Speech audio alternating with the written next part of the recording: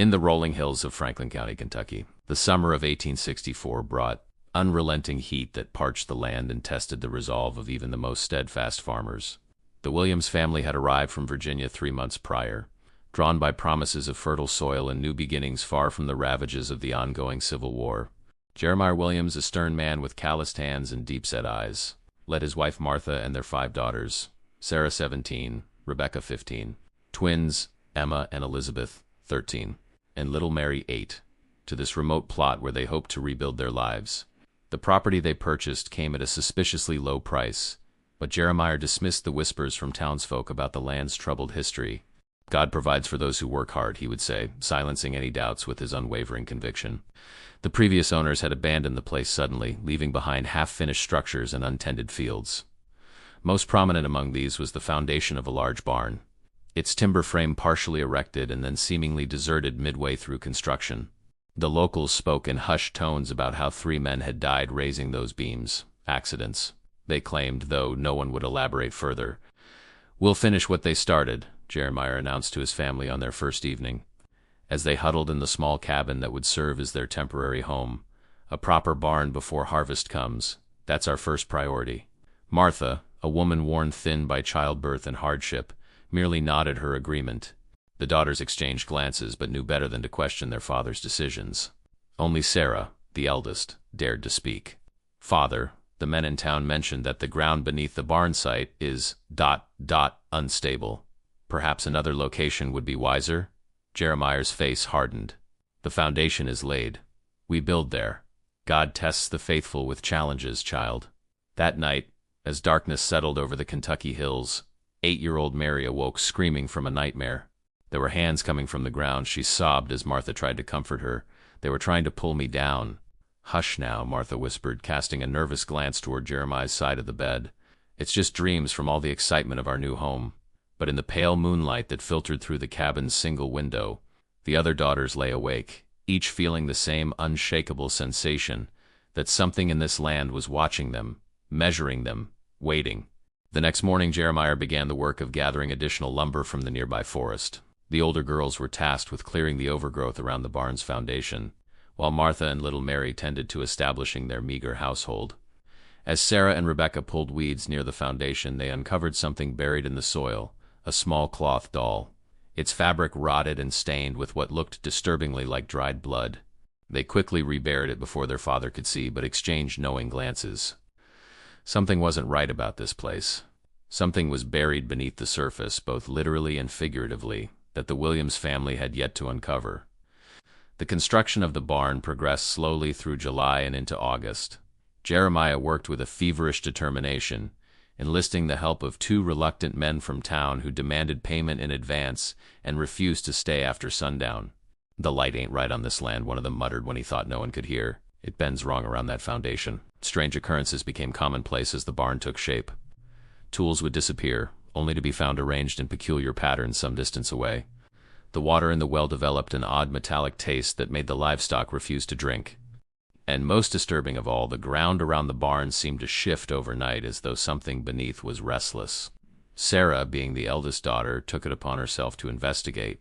In town, she cautiously approached Mrs. Blackwood, the elderly widow who ran the general store. "Ma'am," she began hesitantly, "might I ask about the family who owned our land before us?" The old woman's hands stilled on the fabric she was measuring. "The Crawfords," she said quietly. "God rest their souls. What happened to them?" Sarah pressed, feeling her heart quicken. Mrs. Blackwood glanced around the empty store before leaning closer. "They came with 4 children, left with none." Her voice dropped to barely a whisper.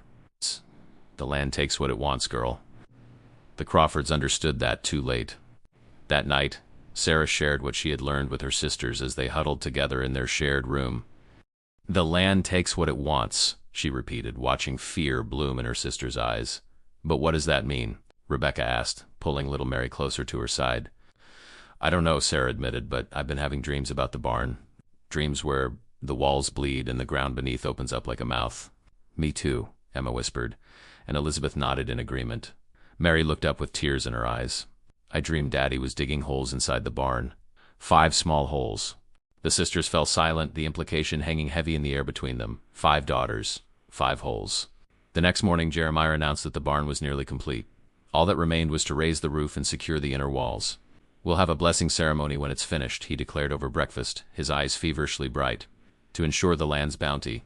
Martha looked at her husband with growing concern. In recent weeks, Jeremiah had taken to disappearing at night, returning to the cabin at dawn with dirt caked under his fingernails and a distant look in his eyes.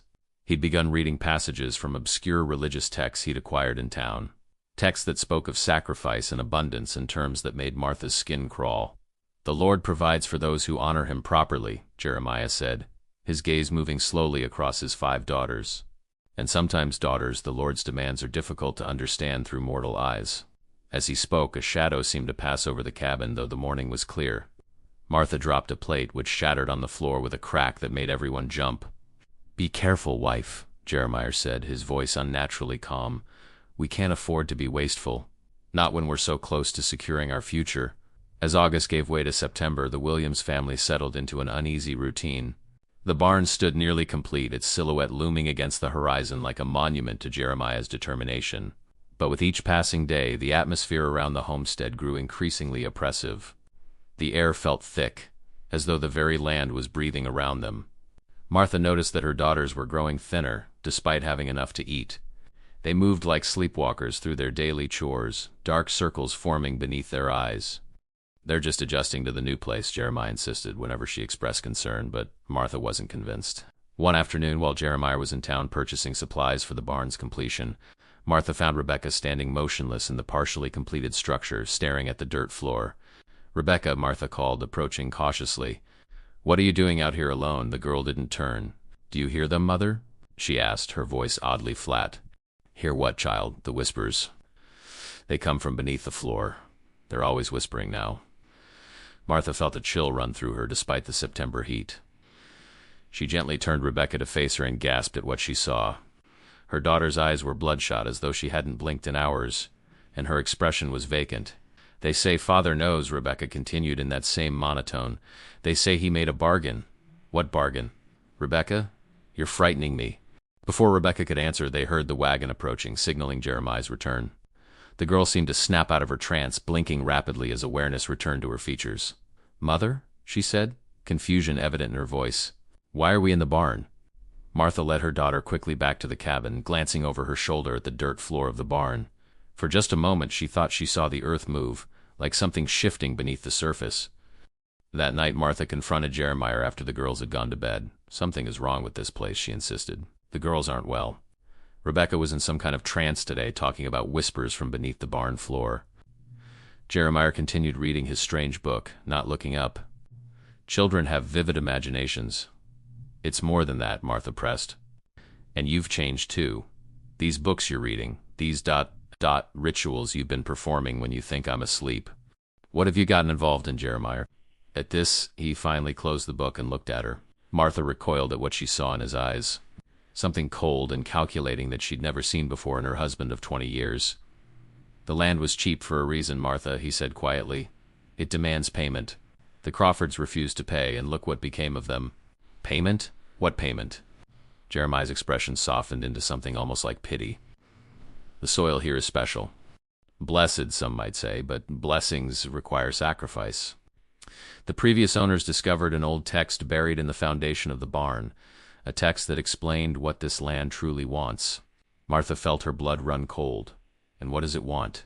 "Life," Jeremiah said simply.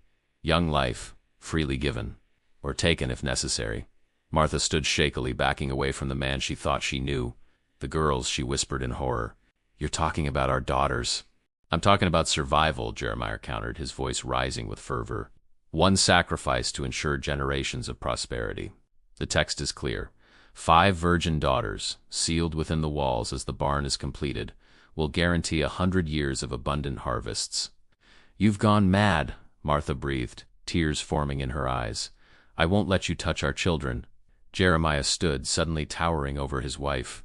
"You won't have a choice, Martha. The decision is already made. The land is already waiting." The following week brought the harvest moon, hanging low and blood-red over the Kentucky hills. Jeremiah announced that the barn would be completed on the night of the full moon, with a special ceremony to bless the structure. "All of us must participate," he insisted at dinner, his gaze lingering on his daughters. It's a family obligation. Martha had spent the days since their confrontation in a state of quiet panic, searching desperately for a way to protect her daughters. She'd attempted to send Sarah into town with a message seeking help, but Jeremiah had intercepted her, confining all of them to the property with increasing strictness. Now, watching him discuss the ceremony with such calm deliberation, Martha felt her resolve harden. She would not lose her children to whatever madness had consumed her husband. That night, after Jeremiah had fallen into a deep sleep, Martha crept to the girl's room. "Wake up," she whispered urgently, quickly and quietly. "We're leaving." The daughters, who had been sleeping fitfully at best, were instantly alert. They dressed in silence, gathering what few possessions they could carry. "Where are we going, Mother?" little Mary asked, her voice trembling. "Away from here," Martha answered simply. "As far as we can get." They slipped out the back door of the cabin into the moonlit night. The air was unnaturally still, not even the crickets daring to break the silence.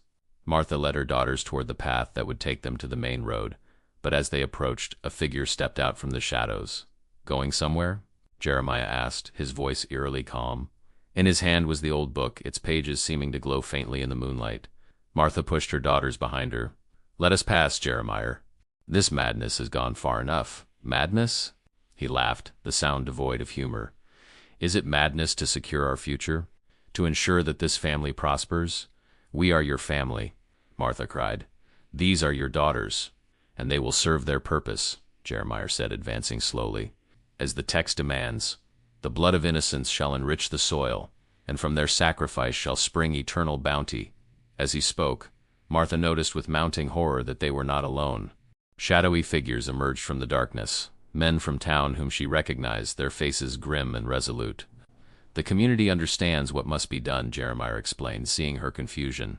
"They've maintained this tradition for generations. Why do you think the crops here are always so plentiful, even in drought years?" "Run!" Martha screamed to her daughters, pushing them toward the forest that bordered their property. "Run now!" The girls scattered, fleeing into the darkness as the men gave chase. Martha threw herself at Jeremiah, clawing at his face in desperate fury, but he overpowered her easily, pinning her to the ground. "Watch," he commanded, forcing her head to turn toward the chaos unfolding. "Watch as our sacrifice ensures our prosperity." One by one, the screams of the Williams daughters pierced the night as they were captured and dragged toward the barn. Martha fought with the strength of desperation, but Jeremiah's grip was unyielding. "You monster," she sobbed as Sarah, the last to be caught, was hauled struggling toward the barn. "They're your children. They're our offering," Jeremiah corrected, "and the land will reward us abundantly."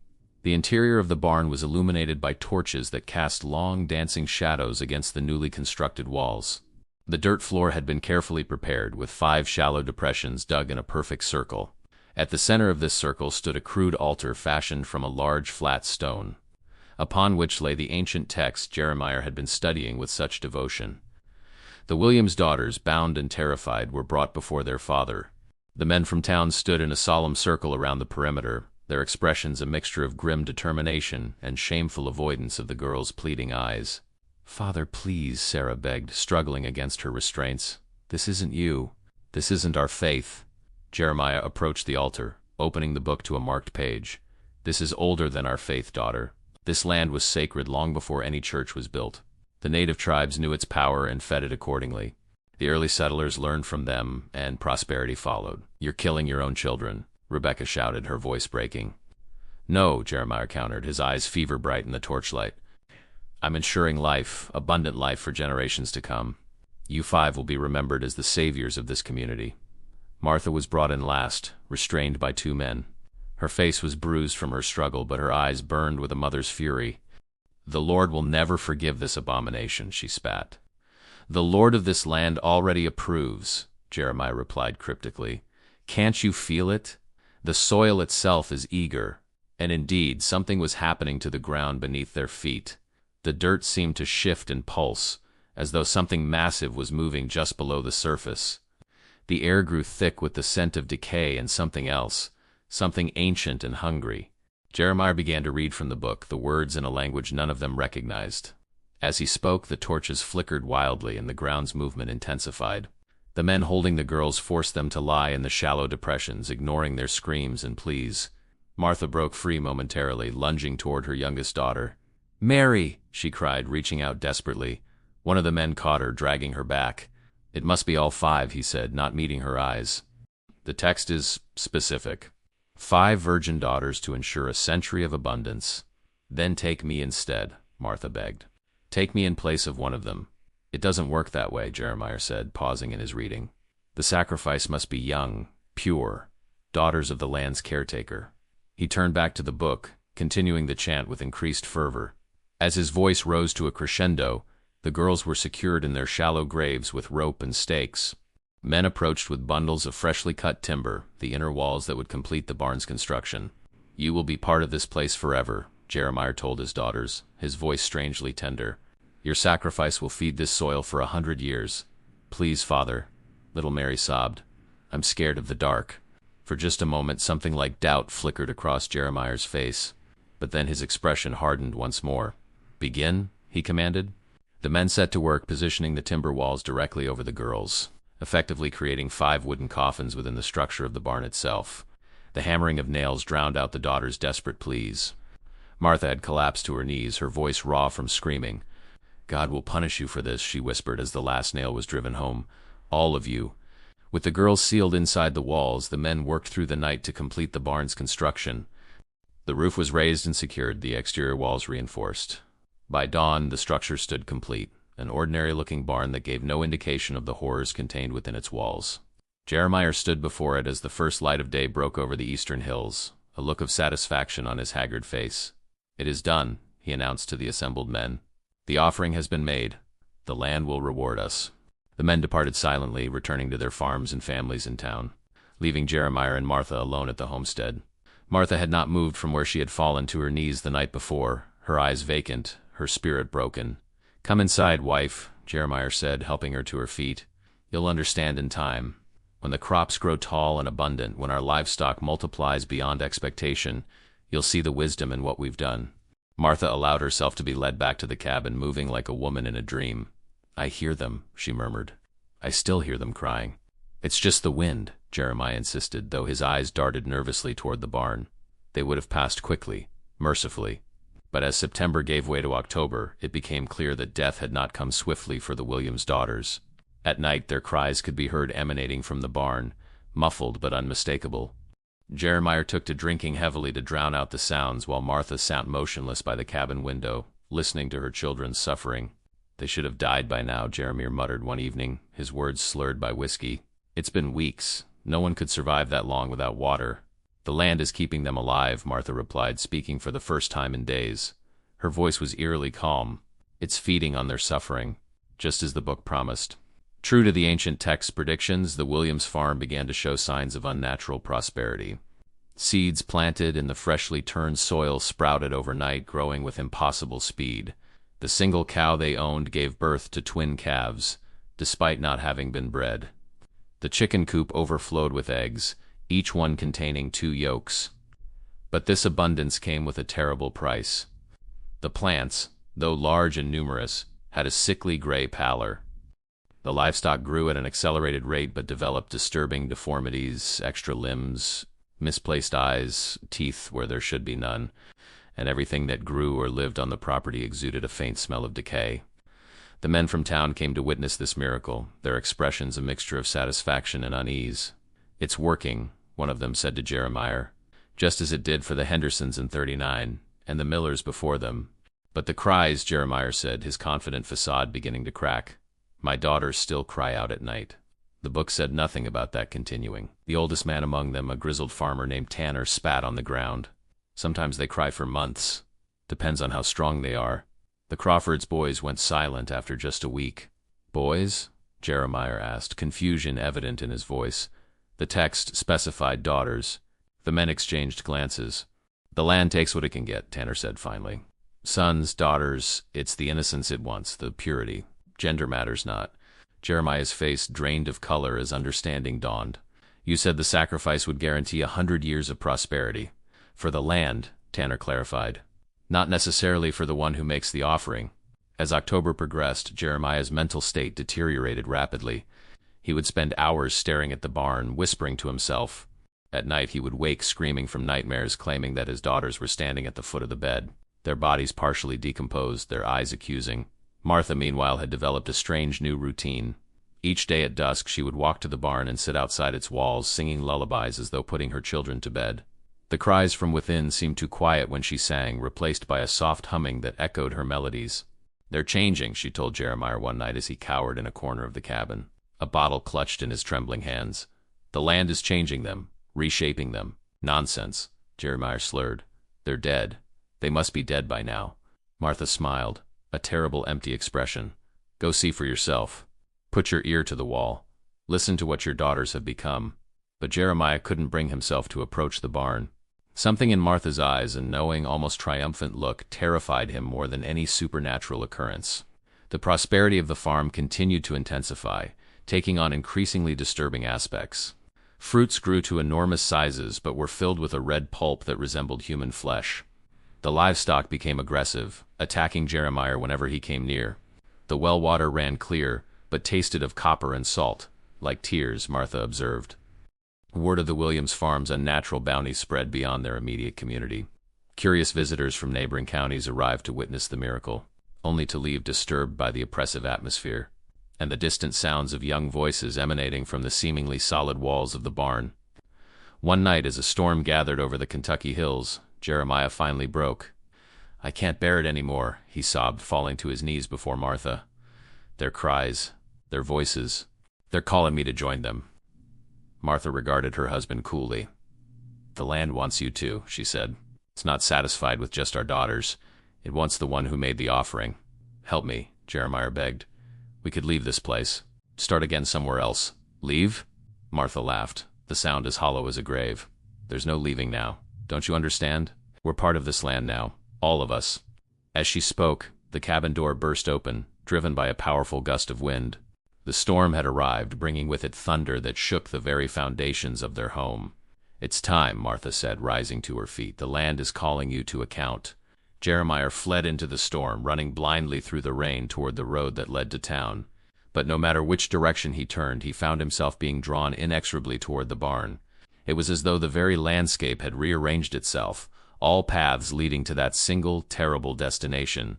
Lightning illuminated the structure in brief, strobing flashes, revealing that the wood had taken on a reddish hue, as though the timber itself was bleeding.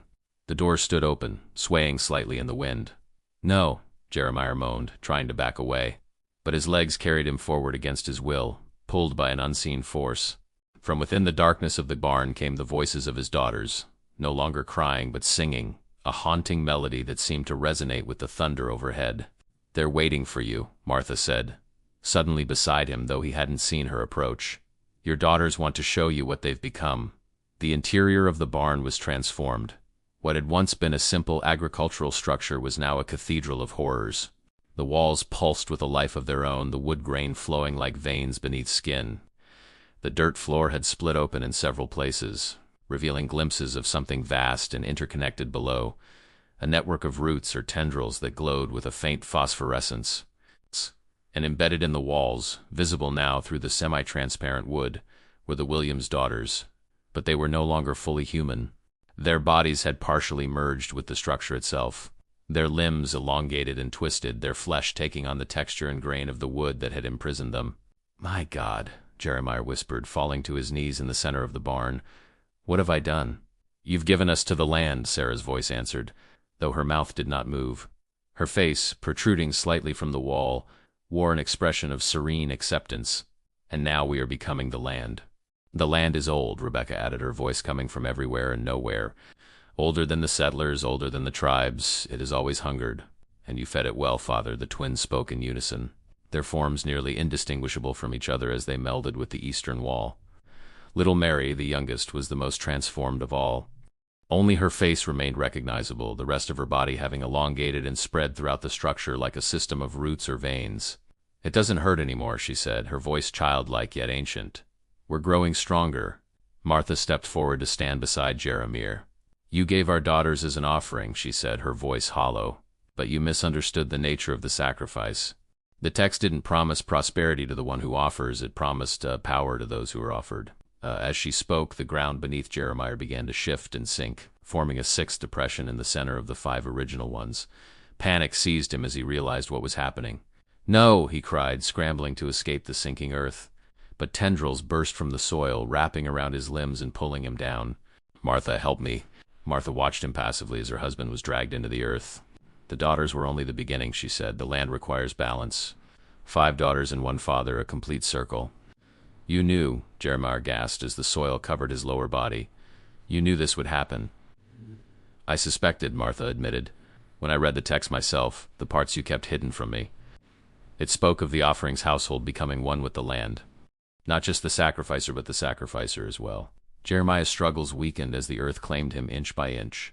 "And you?" he asked, his voice barely audible now. "What becomes of you?" Martha smiled, a genuine expression for the first time in months. "I become the caretaker. The land needs someone to tend it, to guide its hunger." The text was clear about that too. As Jeremiah disappeared completely beneath the soil, a change came over the barn. The pulsing of the walls intensified, and the strange network of glowing tendrils beneath the floor spread outward, extending beyond the confines of the structure.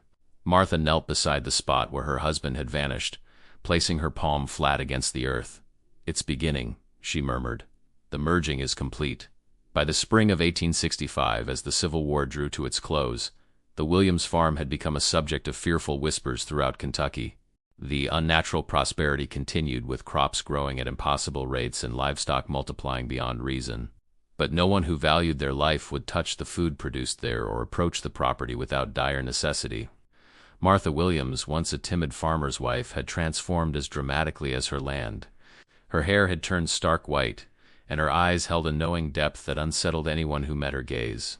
She lived alone in the cabin, tending the farm with minimal effort, spending most of her time in the barn communing with what remained of her family. The town maintained a wary distance, recognizing that a power shift had occurred.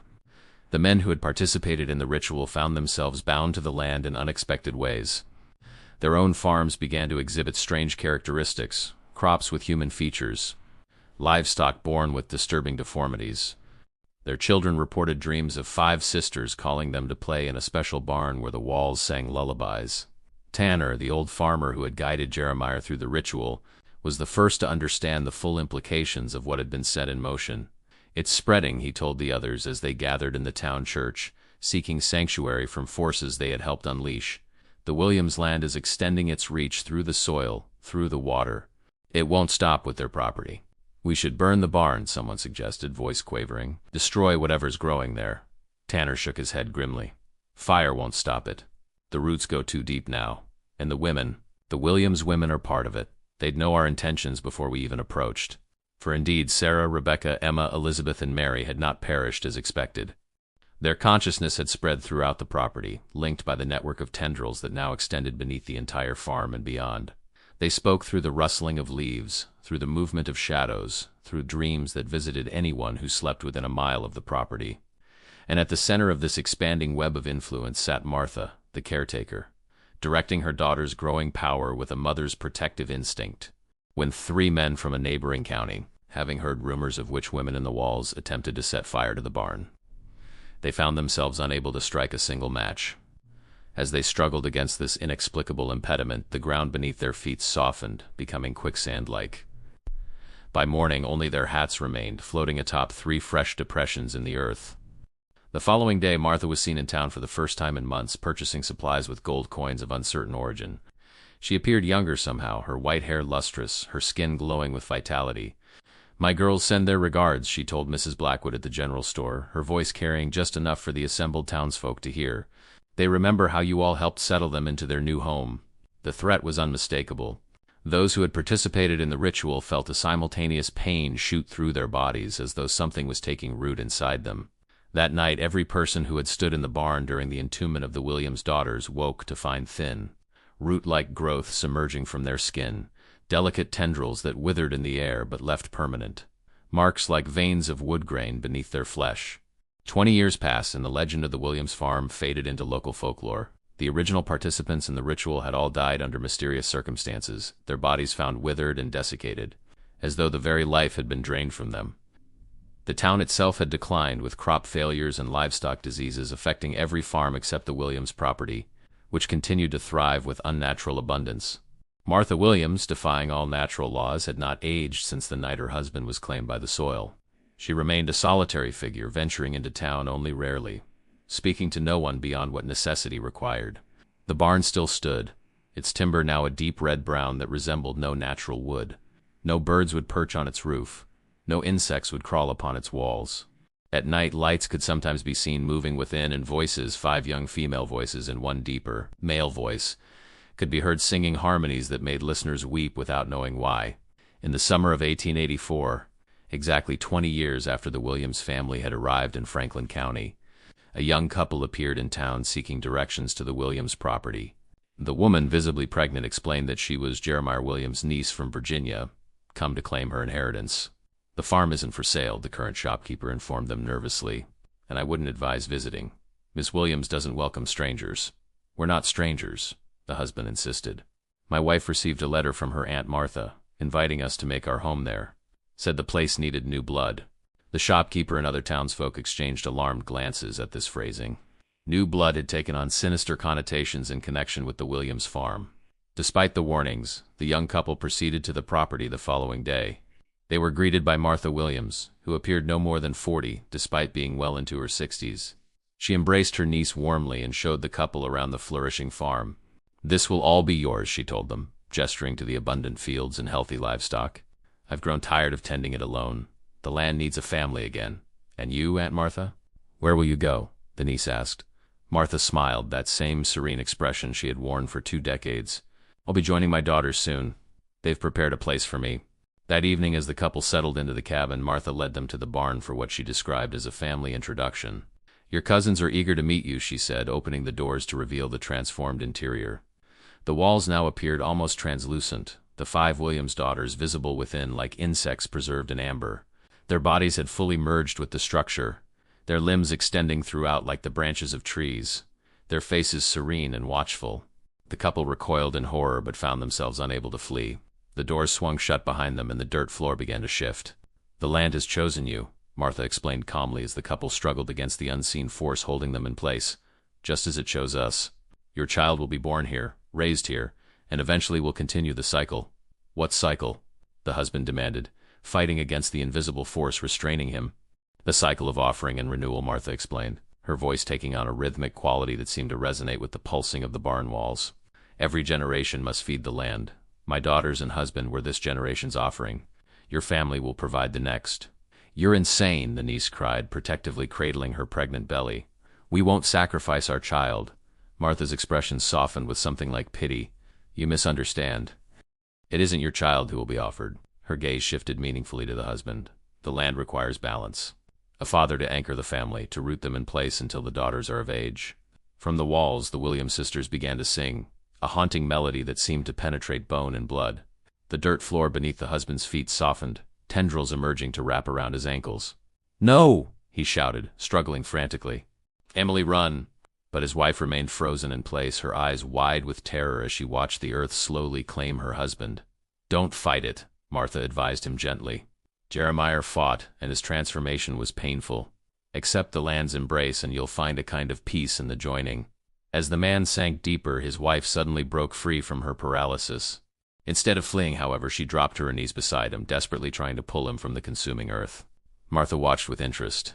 "You truly love him," she observed. "How curious. I never loved Jeremiah that way. Perhaps that's why the land is offering you a choice." The singing from the walls changed tone, becoming questioning, expectant. The tendrils around the husband paused in their pull, hovering indecisively. "What choice?" Emily asked, still clutching her husband's arms.